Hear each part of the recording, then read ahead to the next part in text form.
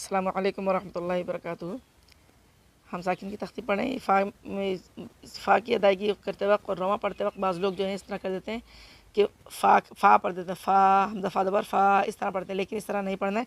हमज़ा फ़ा ज़बर अफ़ पढ़ना है, हमज़ा फ़ा ज़बर अफ़, हमज़ा फ़ा ज़ेर इफ़, हमज़ा फ़ा पेश उफ़, अफ़ इफ़ उफ़। हमज़ा काफ़ ज़बर का नहीं पढ़ेंगे, हमज़ा काफ़ ज़बर अक पढ़ेंगे।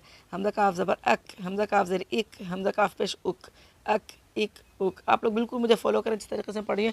जैसे अक थोड़ी सी काफ में हम क्या बताइए अक, इस तरह अक इक उक। हमज़ा लाम ज़बर अल, हमज़ा लाम ज़ेर इल, हमज़ा लाम पेश उल, अल इल उल। ये लाम जो है बारीक पढ़ा जाता है। हमज़ा मीम ज़बर अम, हमज़ा मीम ज़ेर इम, हमज़ा मीम पेश अम इम उम। हमज़ा नून ज़बर अन, हमज़ा नून ज़ेर इन, हमज़ा नून पेश उन, अन इन उन।